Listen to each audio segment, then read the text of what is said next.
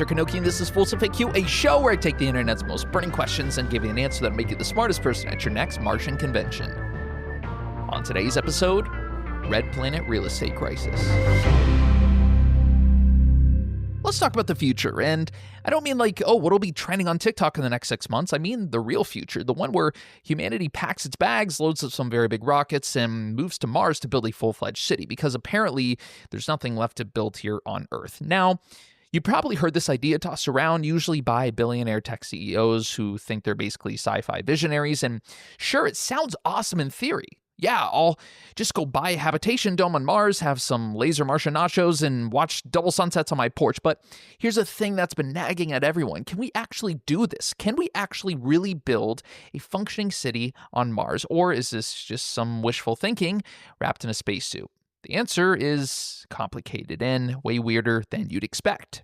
All right, so before we get into whether it's possible, let's talk about why Mars is such a nightmare to live on. And trust me, it's bad. Picture this, you're standing on the surface of Mars. First problem, it's cold. We're talking negative 120 degrees Celsius. That's about 184 degrees below 0 Fahrenheit. For context, that's colder than the coldest temperature ever recorded anywhere on Earth, and that's on a good day. The seasons shifted around, but you're never getting warm weather. The second problem, well, the atmosphere. Mars has an atmosphere, but it's essentially pathetic. It's less than 1% the pressure of Earth's atmosphere, and it's almost entirely carbon dioxide, so you can't just crack a window and breathe. You'll die instantly. Very not fun. But wait, there's more. Third problem, radiation. Earth has a magnetic field, this invisible shield that deflects a lot of nasty cosmic rays coming from space. Mars doesn't have one.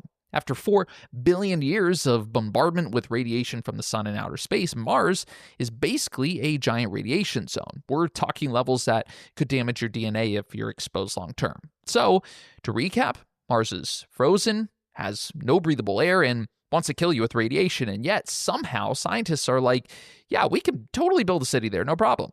But here's where it gets interesting. We've actually found something on Mars that could help solve a lot of these problems. Water. Tons and tons of water, but frozen. We're talking about 5 million cubic kilometers of ice buried on and beneath Mars' surface. To put that in perspective, if you melted all that ice, you could cover the entire planet in a shallow ocean about 35 meters deep. And a lot of this ice is actually accessible. Scientists have found water ice at mid-latitudes where future astronauts could actually land without freezing to death in the deepest polar regions. So the first thing a Mars colony would do, mine that ice. And then here's where it gets clever. You can use that water ice for so many things. First, here's the obvious. Turn it into drinking water. But you can also break it down chemically. Split H2O into its components, and you get hydrogen and oxygen. Mix oxygen with methane, which you can also make on Mars using the atmosphere, and suddenly you've got rocket fuel. You basically got a gas station on another planet. And that ice, it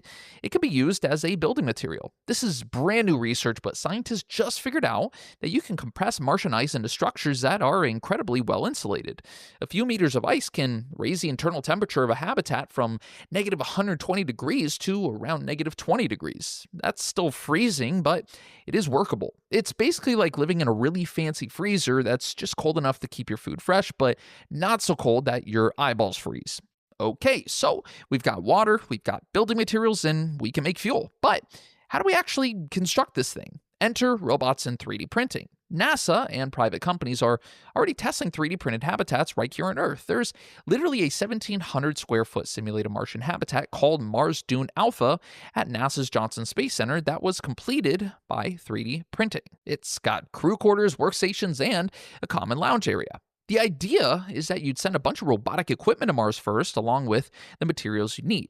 These robots would then use 3D printing technology to build the habitats from Martian materials like regolith, which is basically Martian soil combined with chemical binders. Some scientists are even proposing using sulfur-based concrete, which would use materials found naturally on Mars. You basically turn the planet's own resources into construction supplies. One architectural firm called the Bibu Studio even designed an entire city concept called Yuwa, which could theoretically house 1 million people. The design is built into the side of a cliff for protection against radiation and meteorites, with vertical structures to minimize exposure to the harsh Martian environment.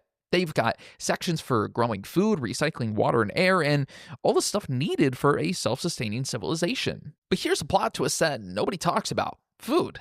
How do you feed a city on Mars? You can't exactly import groceries forever. So scientists are proposing two approaches. First, traditional agriculture, but indoors in sealed habitats with a CO2-enriched atmosphere. They'd use hydroponic systems, basically growing plants in water instead of soil because you need less water and space that way. Second approach, food manufacturing, and this is wild. Some researchers believe future Martians won't actually farm at all. Instead, they'll use chemistry and biotechnology to manufacture food directly from Mars's atmospheric carbon dioxide, water, and nitrogen.